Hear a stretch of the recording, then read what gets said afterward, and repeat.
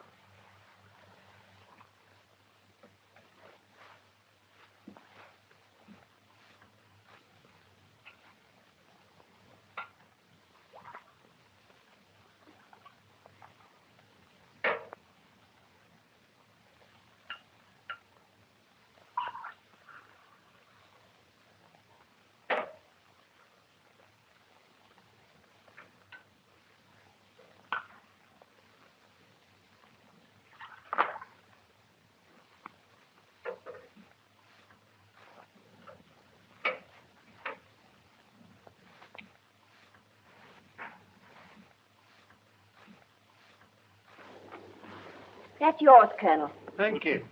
Mr. Fisher, another whiskey. Thank you. You can get me one, Kathleen. Then come and sit by me to change my luck. Oh, stop talking. I'm trying to play this hand. The sort of hands you hold play themselves. Eh, Colonel Henslow? Ronnie holds the most amazing cards. The rest are mine. I suppose because I'm your brother, Kathleen, I can't have a drink. That's right. 4 spades.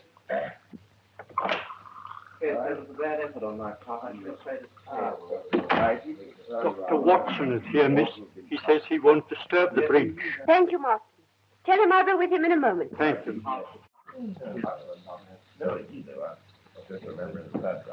The king is here. But Yes, dummy, of course, you had the opportunity of coming into that. Well, now, what about Olive? 4 in one hand and 1 in the dummy, and it's 81. Excuse me, sir. This was on the floor. Thanks.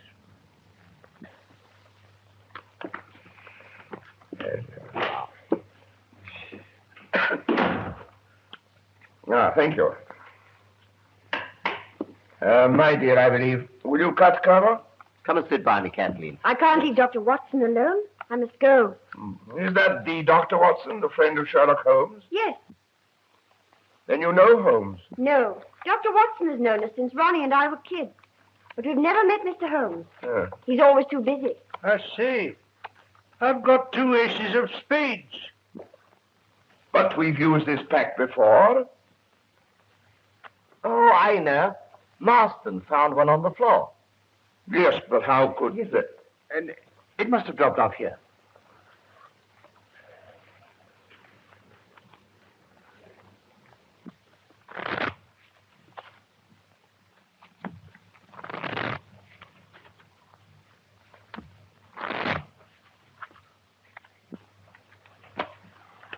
Your cut, please, Colonel. Cut for me, Ronnie. Well, Oh, don't go, Kathleen. I'll come and say good night to you all before I go to bed. I expect you'll all be at it till 3. Now, don't get up. I hope you all win.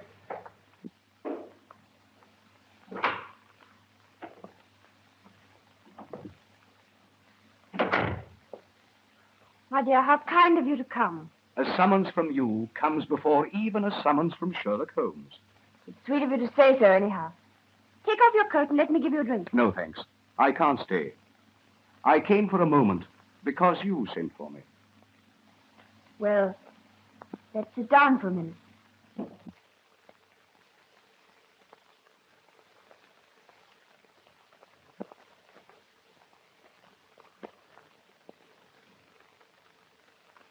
Has Ronnie got another bilious attack? No.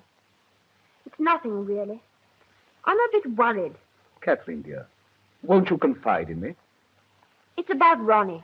This gambling.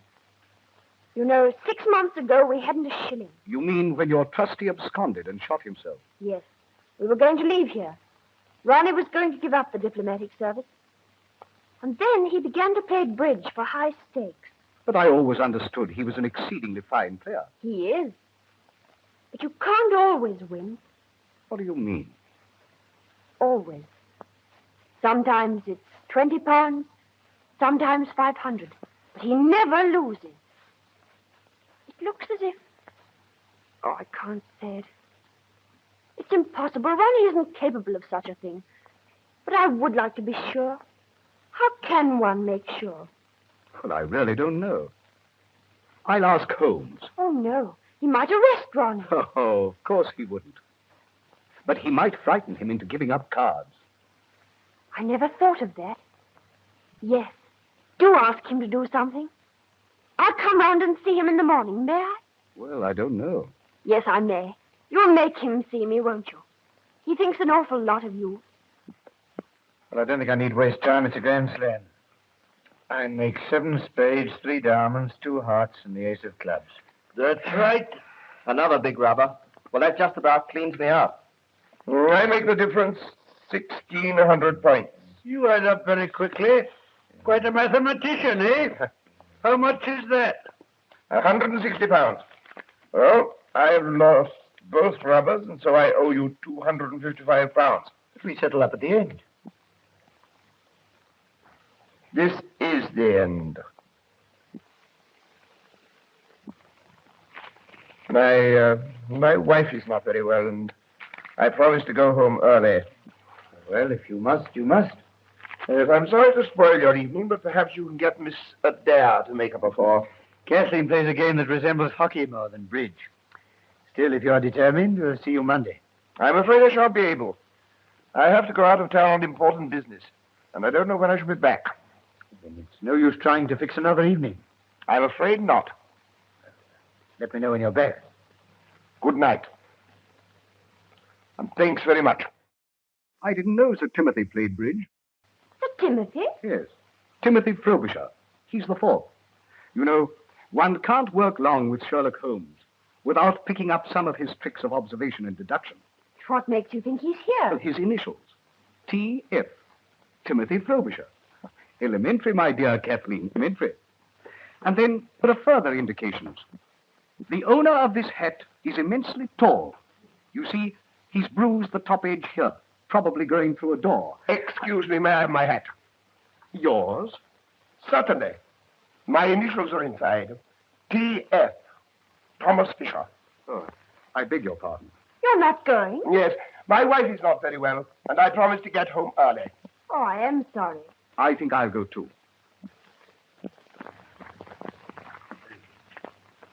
Well, good night, and thanks for playing. Sorry you had such rotten luck. See you Monday. Well, really, I think I better not. I've lost an awful lot lately, and I think I better chuck it for a bit. Oh, just as you like. Oh, don't think me rude, but I just can't afford it. That's all right, Abba. Good night, Colonel. Good night.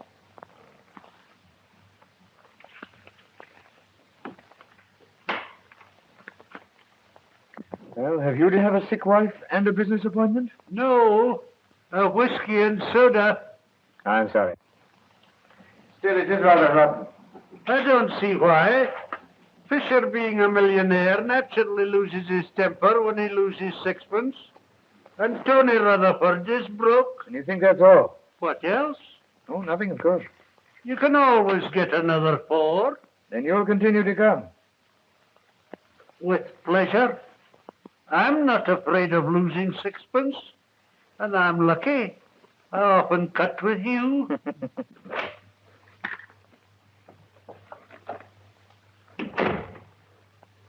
What's the matter with you all, stopping so early? Well, Fisher had to go. And for once in my life, I'm going to have an early night. Then I'll see you out. Good night, Ronnie. Good night, Colonel.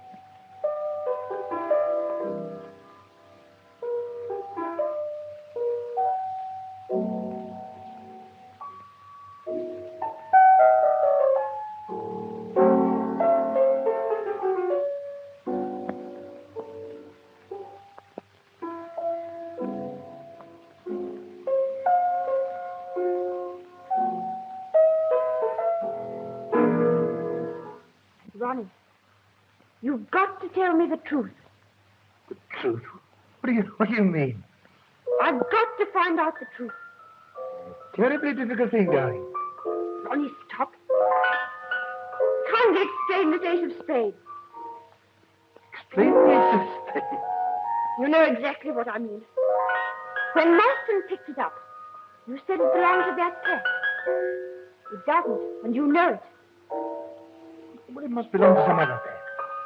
A hidden duplicate pack. What the devil do you mean? How dare you suggest that God knows I don't want to suggest it. But we were ruined. Then you started playing bridge for high stakes. Look here, Kathleen. We've always been the best of pals. But if you're going to say things like that, Don't you see? Everything points to it. Oh, I don't believe it. I won't believe it. If I did, I'd rather put a bullet through your head than own a brotherhood. Yes, Master? Excuse me, sir. A note from the Foreign Office. Thanks. Who brought it? The Commissioner, sir. Is he there? No, sir. He said there would be no answer. Thanks. Shall you want anything else, sir? Not tonight, Marston. I shall want breakfast a bit earlier. The foreign sending craft me at 9:30. Very good, sir. Good night, please.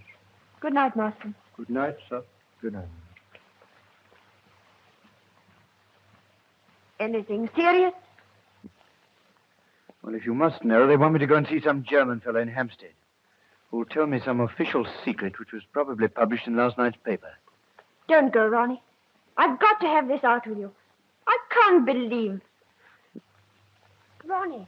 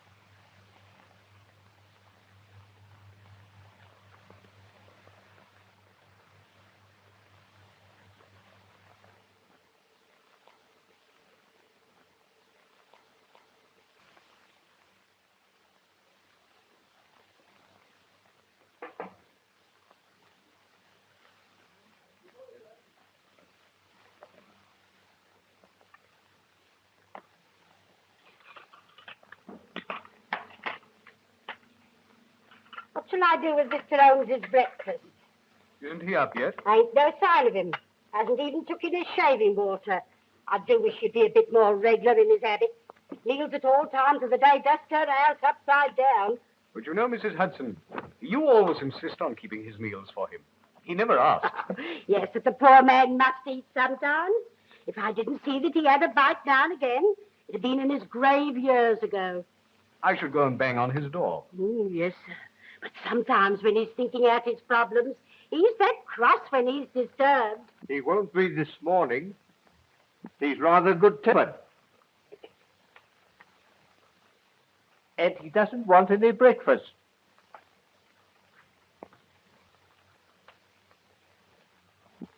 No, Mr. Holmes, you did give me a turn. One good turn deserves another. What can I do for you? As to breakfast, sir. Oh, I've already breakfasted with the manager of the London and Commercial Bank. Oh, so they've sent for you for this. Are you sure I can't tempt you to a nice bit of addic? My dear Mrs. Hudson, you've always been a temptation to me, but addic, after a good breakfast, is not. No, you do carry on. It's a good job I don't take you serious. I'm perfectly serious. Jokes are not my strong point. Ask the doctor. I never see any of his. No. You know, I've been wondering, my dear Watson, why you don't get the batteries of your car recharged. What do you mean? Well, you had great difficulty in getting your car to start last night. The batteries are run down. They are, but how did you know? You've a blister at the base of your fingers on the right hand. As you've not been sculling on the Serpentine this morning, I deduced that you've been cranking your car. That's rather wonderful. That's elementary, my dear Watson. Elementary. Let me give you a hand. Thank you, sir. Can you lift that? Yes. And the cloth on the top, Yes, sir. please. There you are. Thank you. You sure there's nothing else I can do for you? No, nothing, thank you. Oh, wait a minute. Let me give you a hand.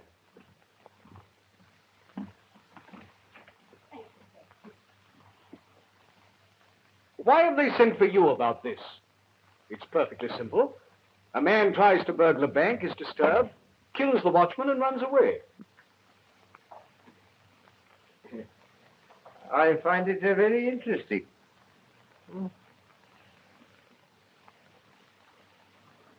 Have you ever heard of Professor Robert Moriarty? No.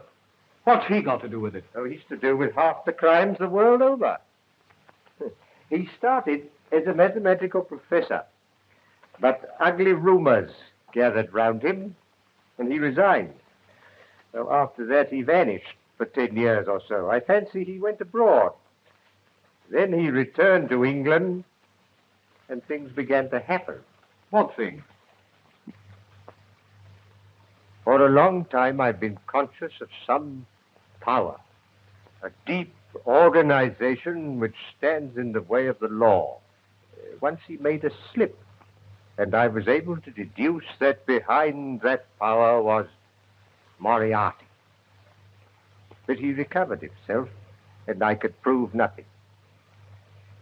He has hundreds of agents, none of whom have ever seen him. Sometimes an agent is caught. But the man who plans most of the crimes that are committed is never caught, never even suspected. He knows that I know of his activities. He also knows that up to now, I've been unable to reach him. And you think he's connected with this bank murder? I think it highly probable. Yes? Yes, come in. Inspector Lestrade to see you, Oh, sir. Lestrade. Anything fresh? No, Mr. Holmes? Sit down, Lestrade. Thank you. I just came in to get that piece of brown paper. Oh, yes, this little piece. You mean, I should like to keep it a little longer, if I may. I haven't yet decided what the rest of the label is. Well, I don't see how you ever can. It's just an ordinary shopkeeper's label. There's not enough of it to tell us anything. Well, I disagree, my dear Lestrade. But then, you and I so often disagree. Oh, come, Mr. Holmes. I've a great respect for your theories. It's only when you begin about this Professor Moriarty. Yeah, you don't believe in him. I ask you, is it possible for a man to plan half the crime in this country without the Yard knowing who he is, where he lives, or anything about him? It does seem rather strange. I mean, the man can't live nowhere, never be seen by anyone. Of course. Well, lots of people know him, but they don't know that he's Moriarty. You yourself may know him.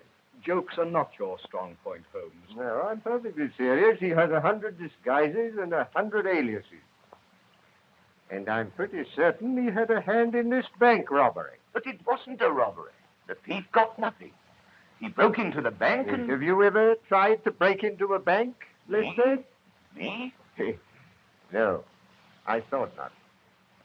But do you seriously think it's possible for one man to break into a bank without using anything short of dynamite?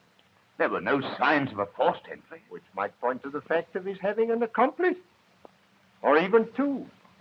He got inside. Which doesn't necessarily mean you're Professor. The man was interrupted by the watchman, killed him, got frightened, and bolted. And yet, inside the safe, we found this piece of brown paper. 3 people swear it was not there when the safe was shut last night. Then he was inside when he was disturbed. Or before he went inside. He had this paper wrapped round something. You'll observe that this end here is slightly torn and there is a blood stain on it. I therefore deduce that the struggle with the watchman took place first, and he then took his parcel into the safe. Oh, it won't work, Mr. Holmes. It won't work. There was £70,000 of note in the vault. Not one of them is missing. How true. How true. But if you remember, a fortnight ago, an almost similar thing occurred in Berlin. In Berlin? Yes. You should read your Berliner Tageblatt, my dear Lestrade. The strong room of the Reichsbank was entered. The watchman was laid out, happily not killed, and nothing was removed. Very strange, Mr. Holmes. Very strange indeed. It looks almost as if there was a connection. I should like time to think it out a bit. When can I have that piece of brown paper? I'll let you have it this evening. In the meantime, would you be good enough to warn all foreign customs officials to be on the lookout for a very large quantity of English banknotes which will be smuggled through in ordinary luggage? What you think? I think it would be a wise precaution. Very good, Mr. Holmes. I'll get back to the yard now and put the matter in hand. Good morning, gentlemen.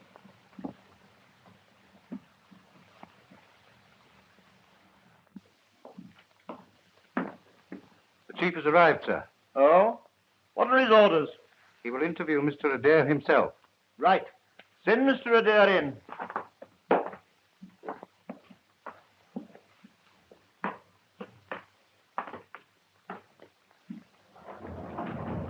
What the devil's the meaning of this?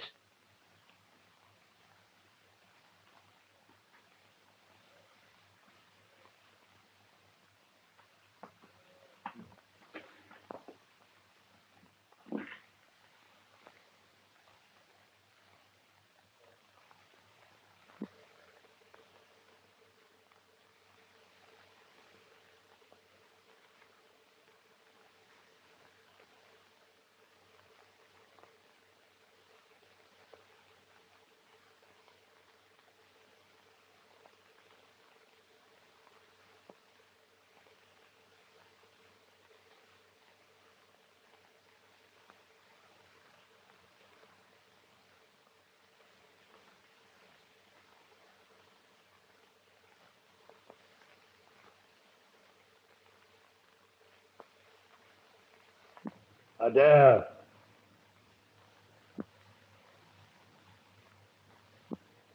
Adair. My God, am I drunk or what? I hope not at 10 o'clock in the morning. What's all this about? I was seized in a car, blindfolded, and driven half round London. I apologize for that. It was just a slight precaution. And you must forgive me concealing my identity behind the Sleeping Cardinal. Please sit down.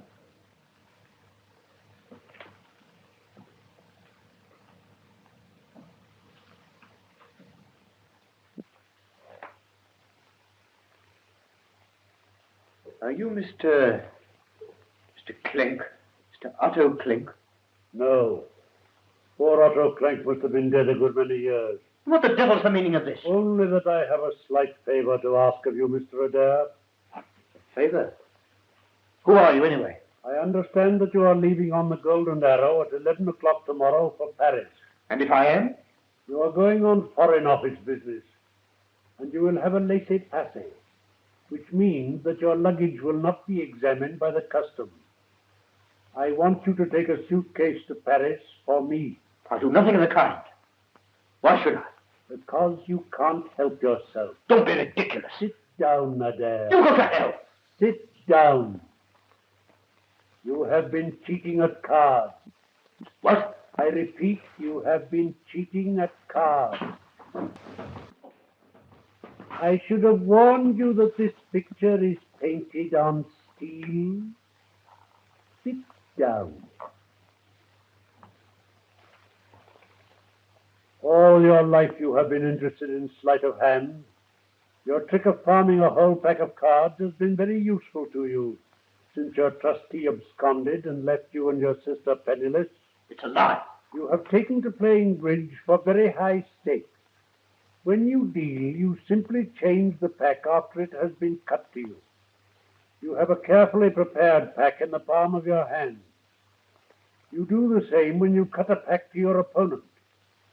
Now, this procedure, if publicly known, is not likely to lead to an advancement either social or diplomatic. In fact, it means the end of you. Who's been telling you this ridiculous story? Last night you made a slip. You dropped the ace of spades. Now I think I can count on your doing me this very slight service. Go on.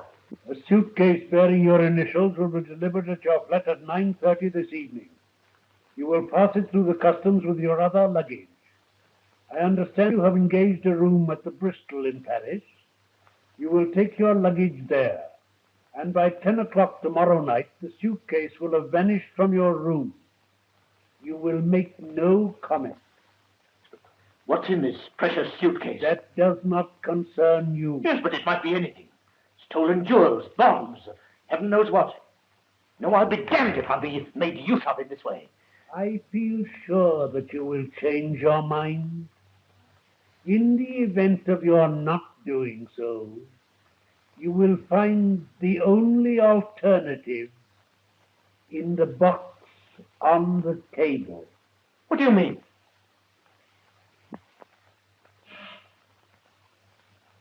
Here. Come back, whoever you are. What do you mean?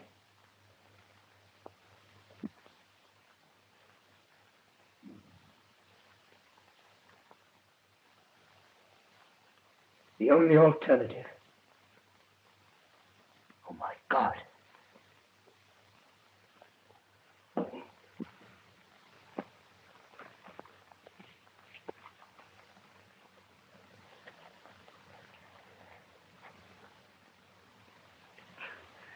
What are you trying to do? I'm trying to see how many Bank of England notes will go into a parcel of this size. You see, my dear Watson, that this note should fit into these creases. There you are, as I thought exactly. Here. Are you busy this morning, Watson? No, I kept the morning free. I rather hoped you'd see Kathleen Adair. She's due here now. I sent her a note on the way home from the bank. Oh, that's very kind of you. But then you will have a talk to Ronnie. No, I want to talk about it. He's in the diplomatic service, isn't he? Yes. But what's that got to do with it? What's what got to do with what, Watson? Come in. Mr. Dare to see you, sir. How wonderful of you to have managed it. It's terribly kind of you to see me. Not at all. Won't you sit down?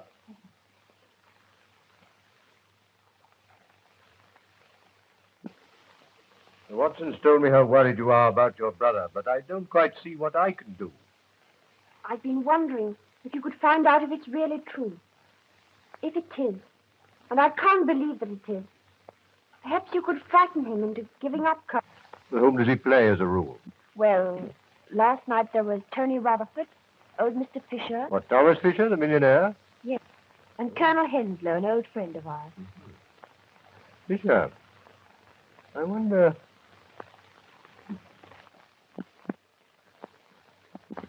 Forgive me, Miss Adair, but does your brother travel at all on official business? Quite a lot. In fact, he's off to Paris tomorrow. Ah, I thought so. How long has he known that he would be going tomorrow? 3 or 4 days, I think. Where is your brother at the moment? I don't know. At the Foreign Office by now, I should think. He went out early this morning. They sent a car for him.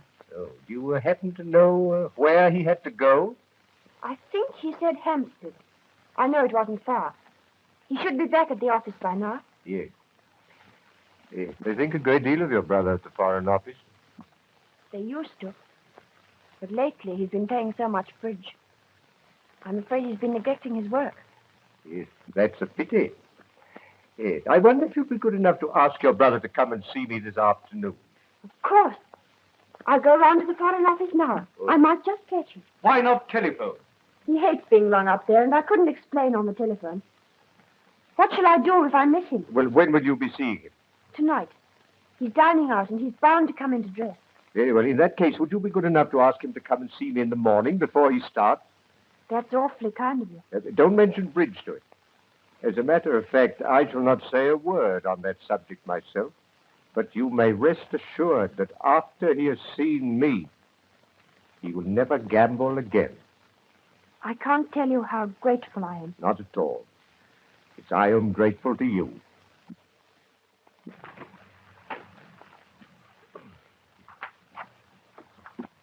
Goodbye. Watson? Yes?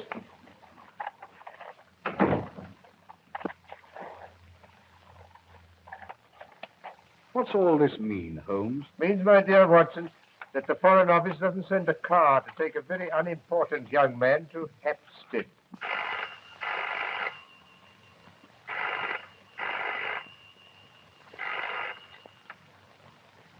Hello? Hello? Yes, speaking. Who's that? Mrs. Smith. I seem to know that name. Mrs. Annie Smith. Oh, Mrs. Talboys put you on to me. I don't think I know a Mrs. Talboys. Huh? No, you're quite right. It doesn't matter. Well, you think it's appendicitis. Oh, what's the address? Would you mind taking this down, Holmes? 1006 Fentonville Road. Yes. Yes, I'll come at once. I'll take a taxi. Goodbye. Here's the address. I've added a note which I want you to read when you've found the taxi. What's it about? You read it when you've found the taxi. I hope your friend, Mrs. Talboys' friend, is not as bad as she thinks.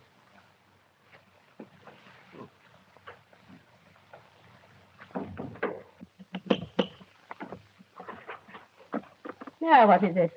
Please, Mother says, can I have Paul's pajamas? They've blown us our line into your backyard. You've no right to hang out your washing and your whatnots in a respectable neighborhood like this. Mother said if you started carrying on about the washing, I wasn't to stand any of your lip.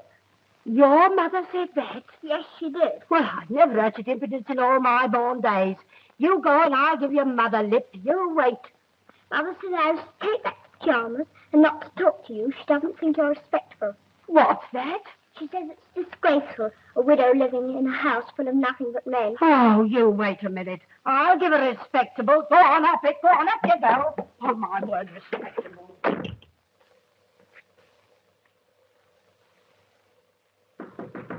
Yes? Come in. Hello. Yes? Sir. I'm just going to step round to that Mrs. Freeman. I've got a few things I want to say to her. Yes, Mrs. Hudson. But what has upset you? Well, she just told me. She sent her daddies round to say that I want to mean myself for saying what she did say. But I want you to know I shall be out 20 minutes. Well, I wouldn't be too violent if I were you, Mrs. Hudson. Violent? Indeed, I'll set about her good and proper. Indeed, I would, if it wasn't for my chronic anxieties.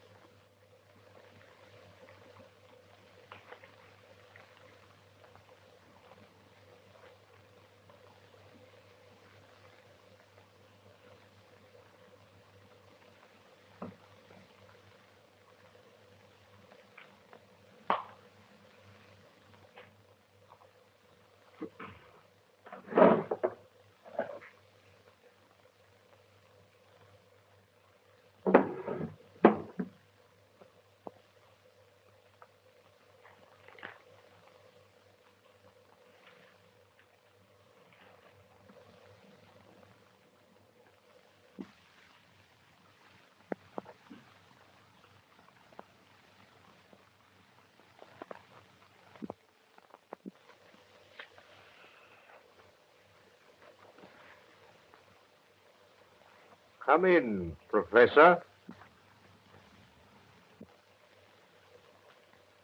You think you know me, Mr. Holmes? Why not? You called upon me once before. On that occasion, your face was completely covered with surgical bandages. But your arrival coincided with the same removal of Watson and Mrs. Hudson. You were a little more original in your methods last time, the day I recognized the symptoms. I was expecting you, Moriarty. How clever of you, Holmes. Won't you take off your scarf, Professor? Yes, perhaps you're right. This room is rather draughty. Shall we sit down?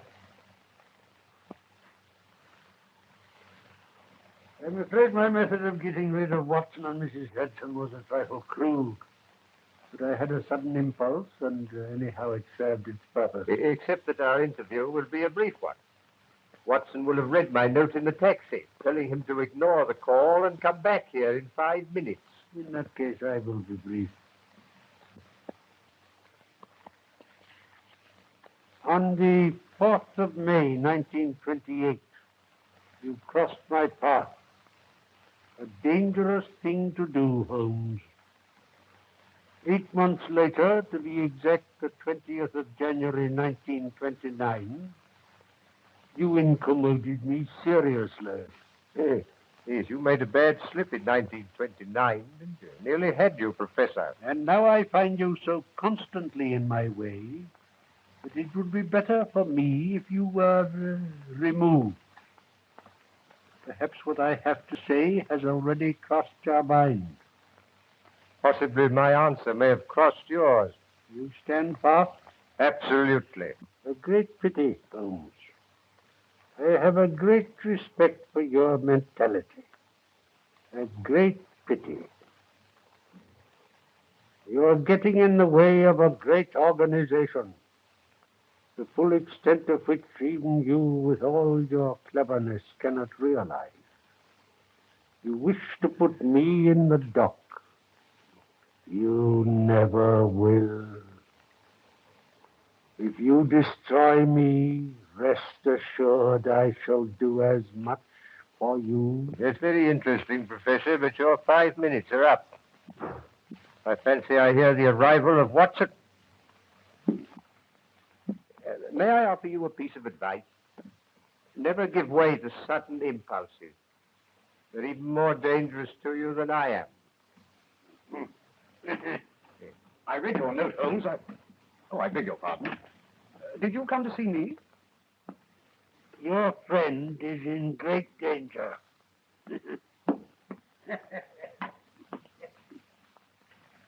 Great danger.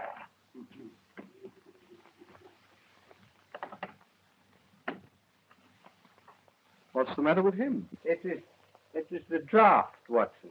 He's feeling the draft very badly at this moment. But who was it? Well, that was Mrs. Smith of 1006 Pentonville. Mrs.? Or shall we say, Professor? Oh, the mythical Moriarty. What does he look like? Well, I know no more than you do, except that the first molar in the left side of the upper jaw is very badly filled with gold. Have you a mathematical mind, Watson? I think so, fairly. Ah. Well, never give way to sudden impulses. They're not good for mathematicians. Moriarty has made the worst slip he's made since January 1929. You mean you think you found out how to get him? No. I found out where he gets his boots. I wish you'd be serious. The professor's boots are made by Mr. J.J. Godfrey, bootmaker. Yes, here we are. 502 Pont Street, Southwest 1. Godfrey, Pont Street? Yes. But that's where I have mine made. You do surprise me. But Godfrey's a perfectly respectable tradesman with a high-class clientele. Well, obviously, you and Moriarty. You share a bootmaker with the professor. And for all I know, he may be a great friend of yours. Oh, really?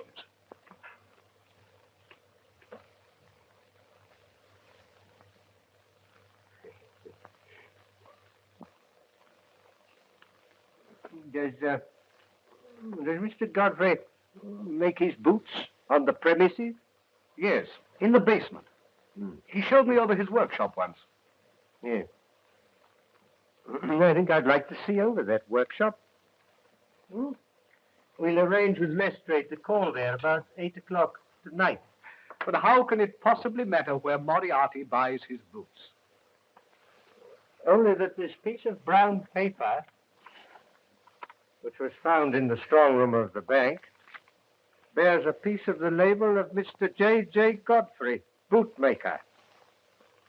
Holmes, you're marvelous. Oh, elementary, my dear Watson.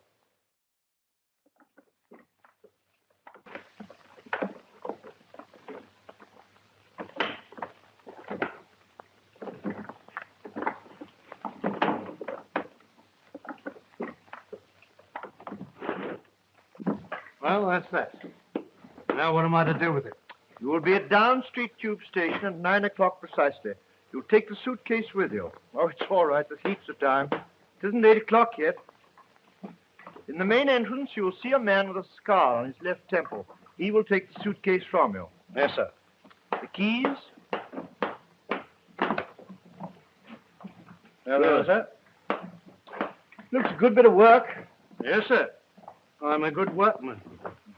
Moran, Well, the chief's here. I have just been informed that Inspector Lestrade has left Scotland Yard in a powerful car with police constables number 47, 54, and 83, all of the C Division. They will doubtless call for Sherlock Holmes and that great detective, Dr. Watson. Don't attempt to hide the suitcase. It would look suspicious. And see that everything is tidy. If the police detain you, I have arranged for someone else to take the suitcase. Come in here, Moran. You heard? Yes, sir.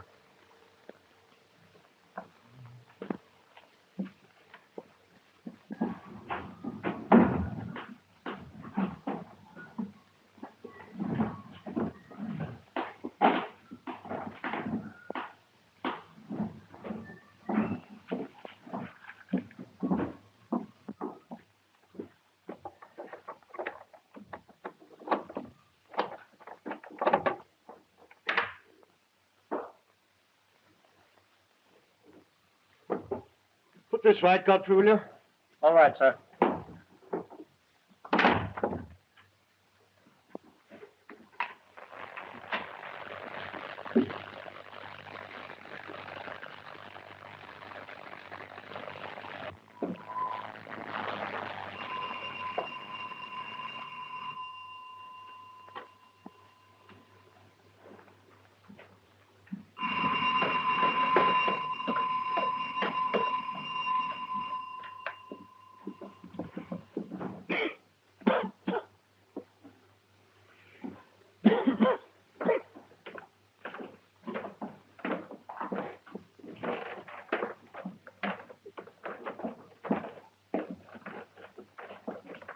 Which of you is Mr. Godfrey? I am. There's my search warrant. Search warrant? Well, what are you searching for? You'll know when I found it. Why? If it isn't Dr. Watson. Hope the last pair of shoes I made was satisfactory. Oh, I see you're wearing them now. Yes, quite thanks. I say, Holmes, this does seem rather absurd. You know, Godfrey's made my shoes for years. Yes, your shoe last is in that cupboard over there now. Over there? Yes. I'll go and find it.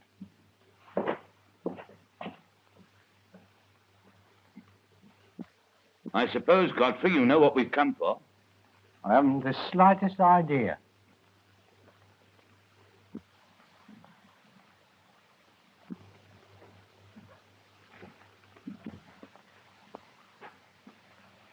Hello. Starting out a new branch, eh? Oh, that? Yes, that's an experiment. Special order for a new customer. Thought I might as well try my hand at it. I'm glad to see you look after your work people, Godfrey. Oh.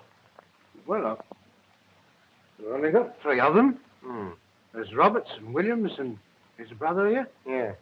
Yeah. Well, you look after them. The place is properly ventilated. Ventilated? Oh, that. Yes, sir. Yeah.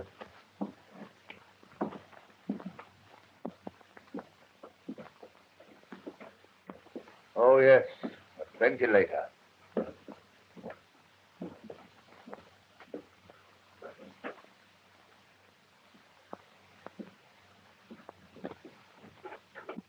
Where's that door lead?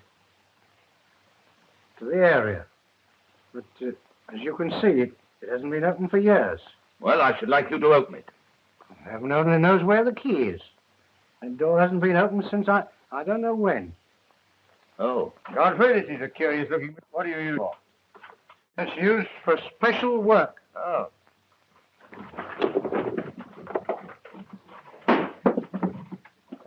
So, you wanted to know what I was looking for, Godfrey. Well, you know now. I was looking for a press that made perfect Bank of England notes. Take them all away.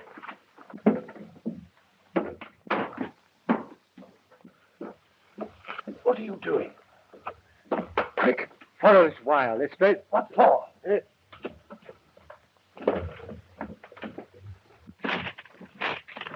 Go on, quick, let's straight. Help me get this door down. What?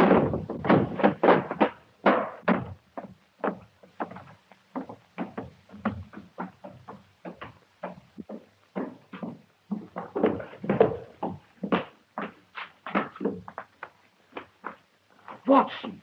Damn.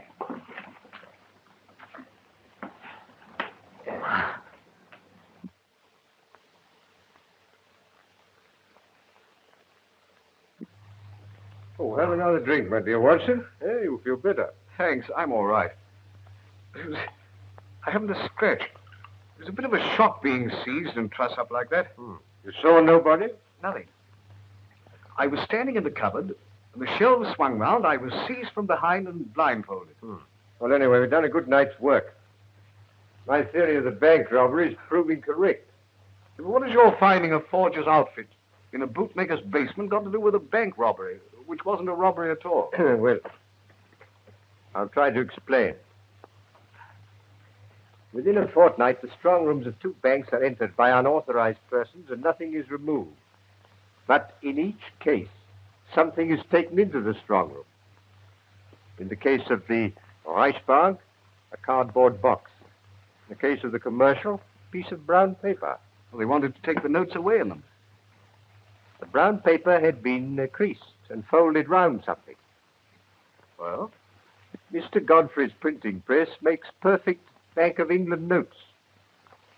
Now, supposing they have an accomplice who gives them the numbers of the notes in stock. They make duplicates. Probably perfect duplicates if my friend Moriarty has anything to do with it. They change these for the real one. Now, the forgeries have to arrive at the bank uncreased and spotless. Hence the brown paper. But the real ones can be taken away anyhow, stuffed in the pockets, anything. And the paper discarded. The robbery will not be discovered until 2 notes of the same number arrive at the Bank of England. And the longer that event is postponed, the better. So what does my learned friend do? Well, holds them up. Oh, no, my dear Watson. No. It's no use having £70,000 worth of notes if you don't use them. Well, then he must start circulating. Or send them abroad. Oh, no. Now, that sounds difficult. You see, customs officials might ask questions if they opened a trunk full of Bank of England notes. Yeah, how true, Watson? How true? Well, in any case, I don't feel I've been trussed up for nothing. It was worth it to find that printing press. The printing press, my dear Watson, was valuable to get your friend Mr. Godfrey a term of penal servitude. But the really important discovery was the suitcase. Suitcase? You probably didn't observe that on the lid were the initials R.A. I didn't, but what does that signify? Ronald Adair is leaving tomorrow morning for Paris on Foreign Office business.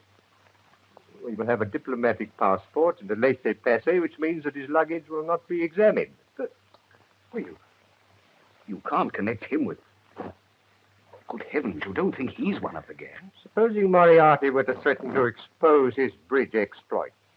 How should Moriarty know? Well, how do I know things? What time is it, Watson? It's 11:15. Oh, well, I wonder if we could get hold of Adair now. Oh, I forgot to tell you. Miss Adair sent a message to say that she'd missed her brother at the Foreign Office and that she'd send him round in the morning.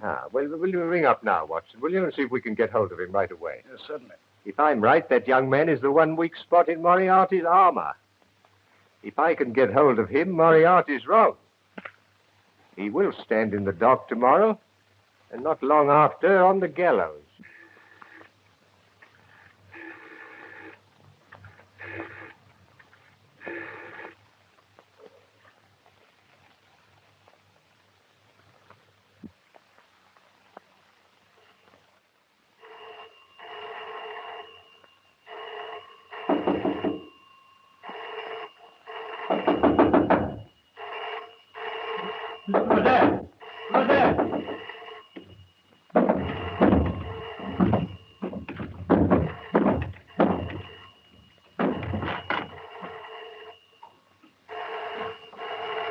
Mr. Adair? Mr. Adair!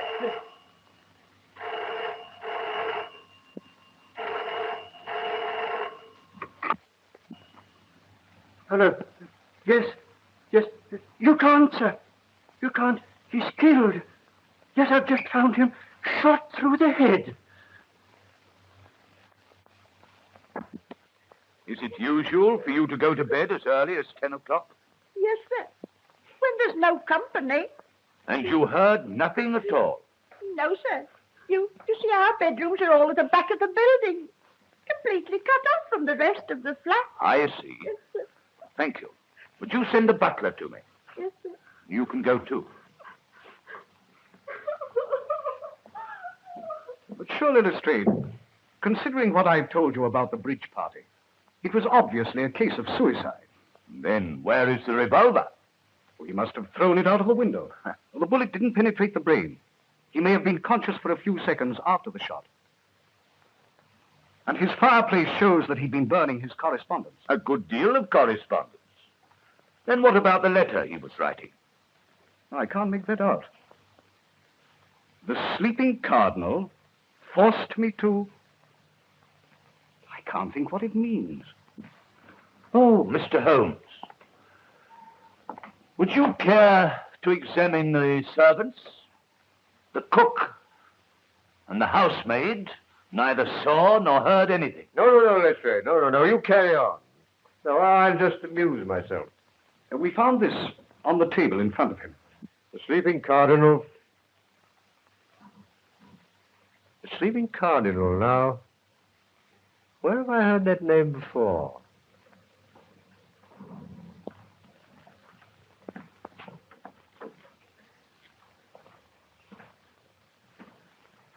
You're the butler here. Yes, sir. Have you been with the family long?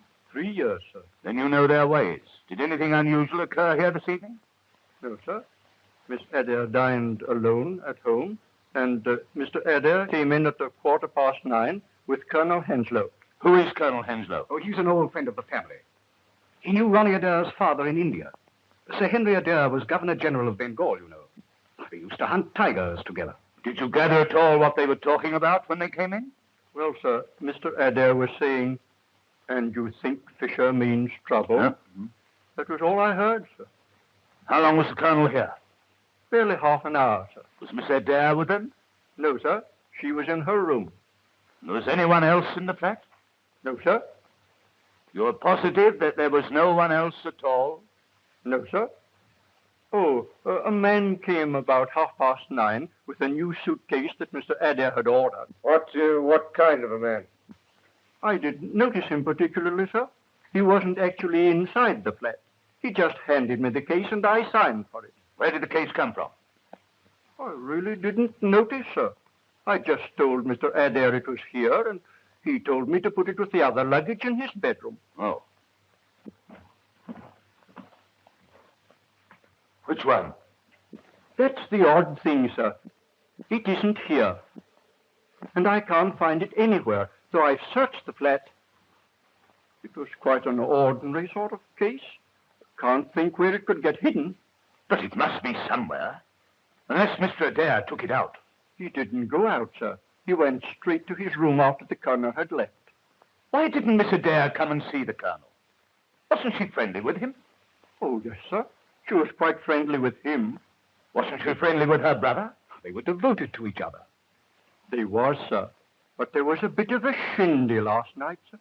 Well, she never mentioned anything about it to me. No, sir. It was after you and the other gentleman had left. I can't think it was a serious quarrel. I beg pardon, sir. It was. I brought in a note for Mr. Adair, and I don't think they heard me come in. What were they saying?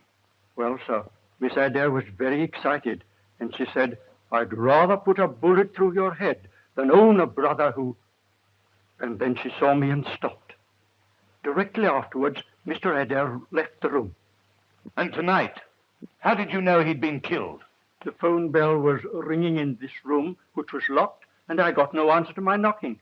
What did you do? I broke down the door.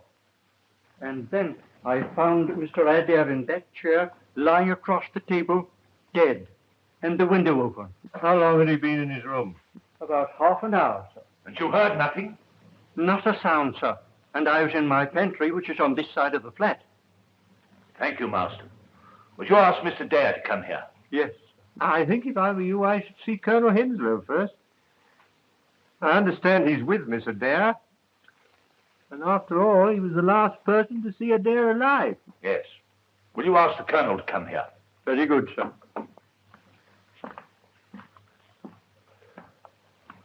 Well, that disposes of your suicide theory. What do you mean? You're not suggesting that Miss Adair... At any rate, she threatened. But the door was locked on the inside. Ah, Colonel. I don't think you know Inspector Lestrade and my friend Sherlock Holmes. Delighted to meet two such famous people. I also am delighted to meet such a distinguished big game hunter. My hunting days are over. Yes, yes. That must be a great trial to you, of all people. Was it the war? No, a tiger mauled my arm. It turned septic and had to be taken off at the shoulder. I'm lucky to be alive at all. Yes, I'm immensely ignorant about tiger hunting. Tell me, you go out on elephants with beaters, don't you? Pardon me, Mr. Holmes, but I must ask the Colonel a few questions. Yes, all right, Lestrade, just a minute. I'm very interested in tiger hunting. Well, elephants and beaters are used when royalty and rajas hunt tigers, but they're expensive. Oh, very. You can always tether a goat and wait till the tiger comes for it. Really, Mr. Holmes, I'm pressed for time, and I must ask the Colonel a few questions. Yeah, well, fire ahead, Lestrade, fire ahead. You were the last to see the deceased alive. Yes, he's been very nervy since last night. He came round this evening and asked me to come back with him for a chat. I suppose you all know what's happened at the bridge party. Yes? One of the players looked like being unpleasant, and Adair wanted my advice. And what was your advice? To do nothing at all. Even if it were true, nobody could prove it. And he was less worried when you left? I think he was, a little. I understand a new suitcase was brought to the house last night. Were you there when it arrived? I believe so. I never saw it, but I heard Ronnie tell Marson to take it into his bedroom. What time did you leave? About 10:15. And within 3/4 of an hour, he was found dead. Surely it's obvious he shot himself. I disagree, my dear Watson. He was murdered. Of course. You don't really think so? Yes, my dear Colonel. I'm certain of it. And what is more, I'm sure you'll all be glad to hear that within 24 hours, I shall not only be in a position to prove it, but I shall have the murderer under lock and key. I'm delighted to hear it. Not that it can bring the poor lad back. You know, Ronnie, with all his faults, was extraordinarily lovable. I feel rather as if I had lost a son. Thank you, Colonel Henslow. I shan't need you any more. Would you mind asking Mr. Dare to come to me a moment? Certainly. Goodbye, Mr. Holmes. Goodbye, Colonel.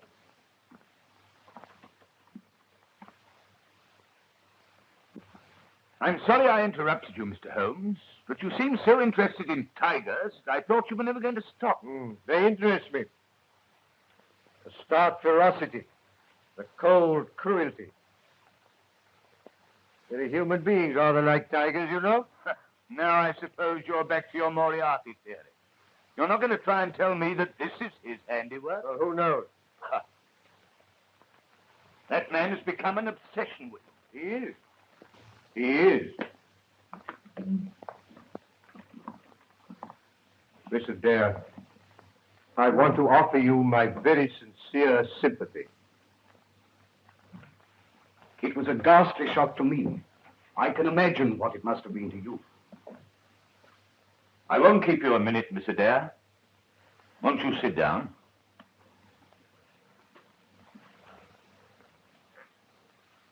When did you last see your brother? At 6:30. He came in to dress, and I came in here to give him a message. What was the message? I told him that Mr. Holmes wanted to see him before he went to Paris. You see, I'd asked Mr. Holmes to interview him. What did he say? He was upset. In fact, we had rather a quarrel about it. Another quarrel? You had one the night before. Yes, but this was not so serious. He was merely annoyed that I had spoken to Mr. Holmes. He was very annoyed? Well, rather. He seemed more frightened than annoyed. I couldn't understand. And so you quarreled again? Well, yes. He said I had no business to interfere in his affairs. And did you again threaten to shoot him? Shoot him? What do you mean? The night before, your butler heard you threatening him. Oh, no. I never did anything of the kind. I shoot Ronnie. You said you would rather put a bullet through his head than own a brother who... Oh, that was only a figure of speech. I was accusing A him most of something. unfortunate figure of speech, considering that within 24 hours he was found with a bullet through his head.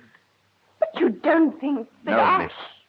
But I must ask you to come along with me after I've finished my investigation. I say, Lestrade, this is grotesque. Holmes, listen. Here's Lestrade suggesting that Miss Adele... No, Dr. Watson, I didn't. All I want is her to come along and make a statement. I'm sure Mr. Dare will be delighted to go with you, Lestrade. It is quite a warm night. Anything you say, of course. Thanks, miss. I shall be ready in a minute. Then I'll go and put on my things. If you have no more questions. No, nothing else, thanks.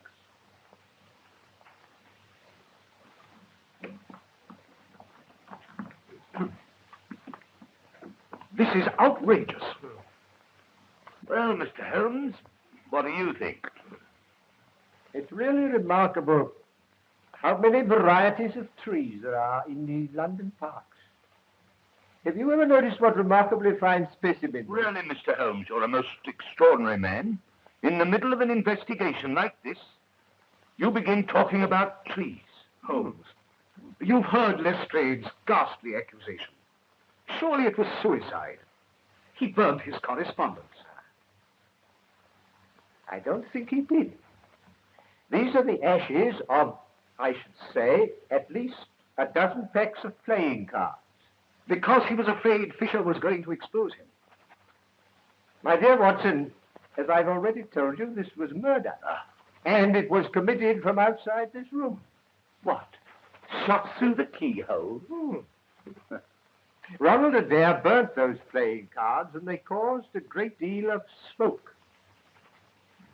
He opened the window and sat down to write that confession. And the moment he sat down, he was shot from outside. But how? From this height, you can hardly see the street. He would have had to have been hanging out of the window. And he wasn't. He was sitting in that chair. And you're suggesting that somebody stood in the middle of Park Lane between 10 and half past and fired a rifle? It would have had to have been a rifle to carry as far as this. And that nobody saw or heard anything, though there must have been hundreds of passers-by. Yes, passers-by there undoubtedly were. But as you've doubtless already ascertained, there were no police about. I beg your pardon, Mr. Holmes. There are always police about.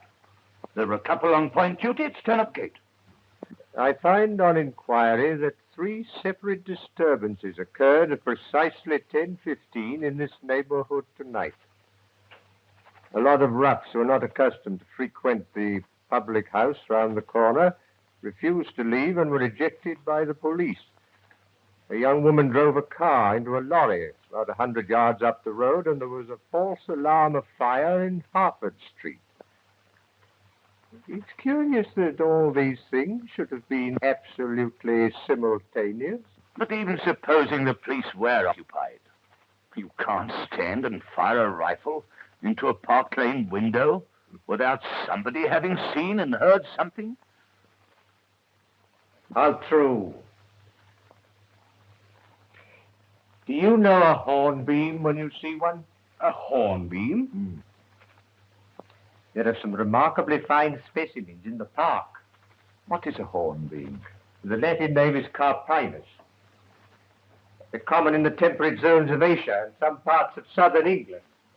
It looks like a beech, but it isn't.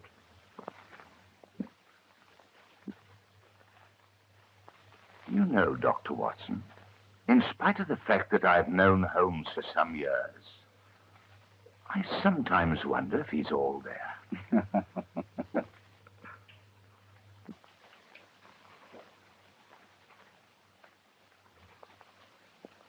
Put this in your mouth for a few minutes. What for? I don't think you're at all well. Oh, nonsense, my dear Watson, nonsense. I'm in the very best of health, in spite of a couple of nasty shocks. When did you have a shock? Well, I said 2. During the stroll I took this afternoon, I was just going to cross the Marylebone Road. The policeman on point duty was holding up the traffic, when a 2-horse van, apparently out of control, whizzed round the corner and was on me in a flash. I sprang to the pavement and saved myself by the fraction of a second. Good heavens. Yes. 10 minutes later, a brick fell from the roof of a house. It was shattered at my feet. They were repairing the roof at the time, but the police proved it was an accident. I know better. Oh, very nasty indeed. Oh. But these things happened this afternoon. I was worrying about you in the early hours of the morning. Mm-hmm. What did I do? Do? In the middle of a terribly serious conversation, you started talking about trees in the park and the difference between a hornbeam and a beech, altogether disconnected. And I thought a little delirious. Yes, I did ramble a bit, didn't I? And I'm sorry you made what Lestrade called a bombastic statement. Oh. That within 24 hours, 12 of which, by the way, have already gone, you would have the murderer. No, it wasn't at all like you, Holmes. No, you did look as if I were very ill, didn't you? It gives Lestrade such a chance to crow. He thinks he's done a frightful lot and you nothing. Mm. He's disposed of my suicide theory And made an arrest. Who? I wonder he hasn't arrested you or Mrs. Hudson. and he never stops talking about this mythical Moriarty. Now listen, my dear Watson. I have established to my own satisfaction that in both the Reichsbank and the commercial bank cases, forged notes were substituted for real ones. No?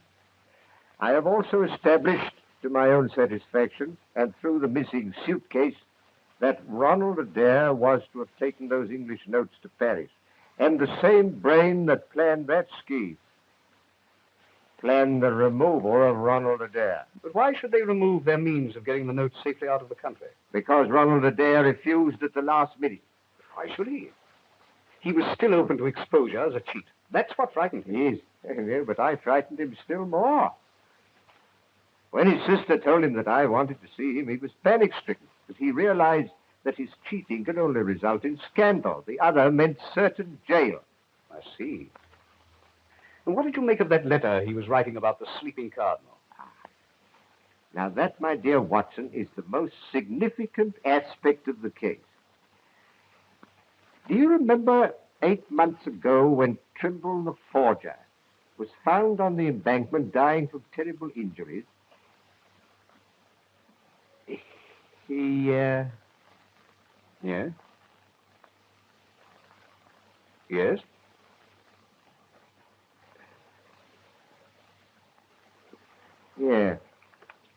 Yes.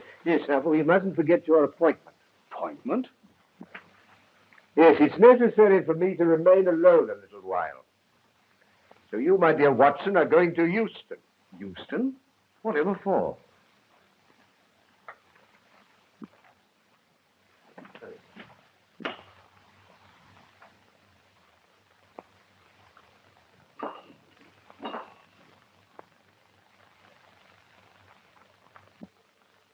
What's the idea? You'll see.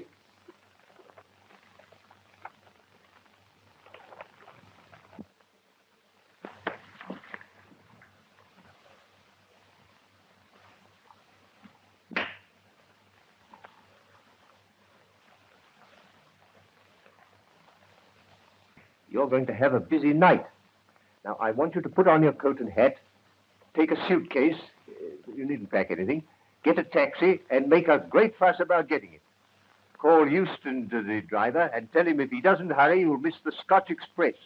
The Scotch Express. Yes. You'll be followed. The moment you get to Euston, pay off the taxi and rush round to the booking office.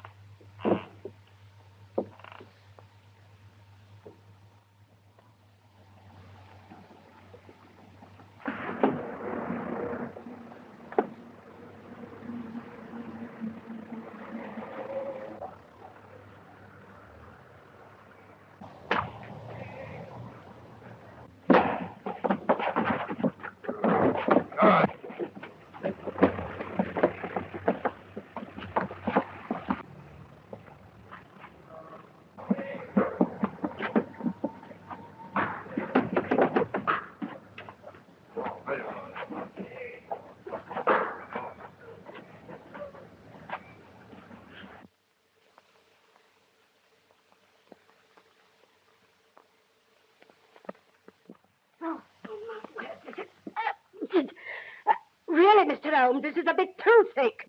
My apologies, Mrs. Hudson.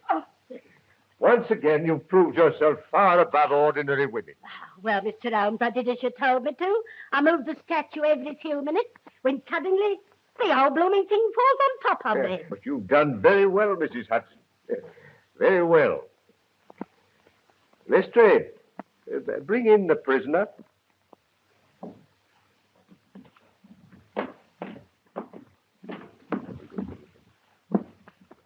Oh, may I see that, Lestrade? Thank you. That's an admirable and unique weapon.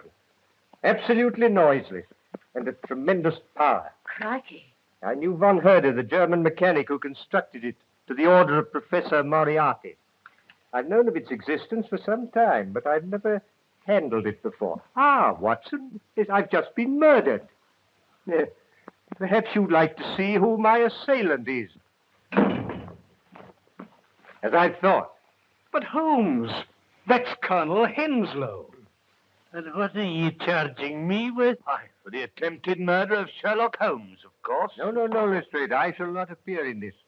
To you, and you alone belongs the credit for this remarkable arrest. With your usual happy mixture of cunning and audacity, you've got him. Got him? Got who? Why, the man who climbed a tree in the park last night. A hornbeam, to be correct, and shot Ronald Adair through the open window of his flat in Park Lane. Has it occurred to you, Mr. Holmes, that it must be rather difficult to climb a tree and shoot anyone when one only has one arm? Ah, yes, I'd forgotten. Your left arm must be causing you great inconvenience. Lestrade, I wonder if you'd be good enough to free it for the Colonel. Hello? What's the game? Let me introduce you to Professor Robert Moriarty, the mythical Moriarty, my obsession. I warned you when you called upon me yesterday that sudden impulses were dangerous. I observed that the first molar in your left upper jaw was very badly filled with gold. And when Colonel Henslow was feeling as if he'd lost a son, I observed the same bad workmanship in the same tooth. You clever, cunning swine. You think you've got me and you're safe, but you're up against an organization, Holmes. They'll get you. They'll destroy you. I might even do it myself.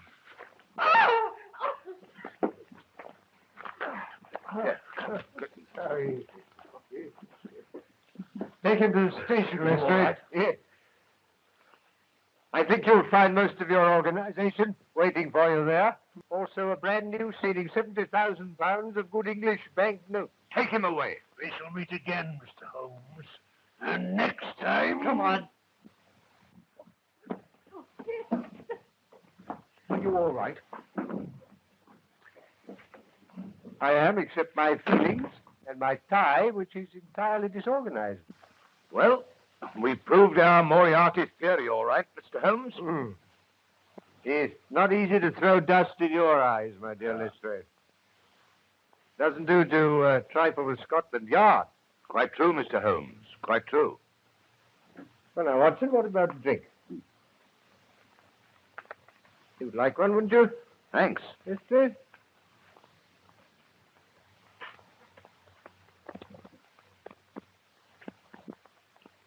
I can't think how you managed to discover these things, Holmes.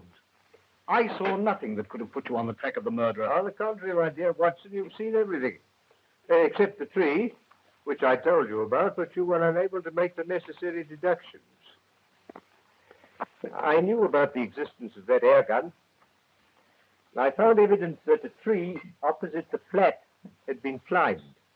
By issuing a threat in front of Colonel Henslow, I made certain that during the 24 hours he tried to silence me as he'd silenced Adair.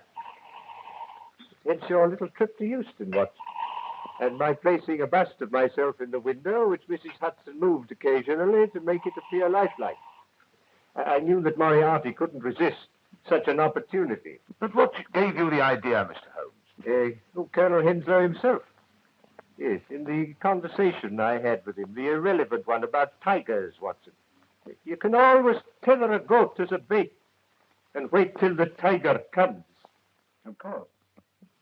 But what about the Sleeping Cardinal? Godfrey's made a stake the Sleeping Cardinal.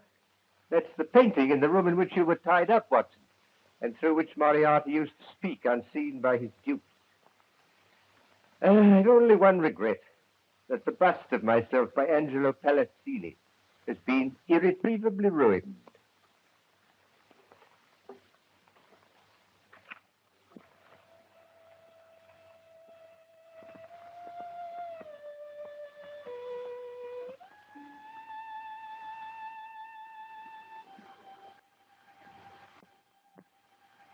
Really, Mr. Holmes?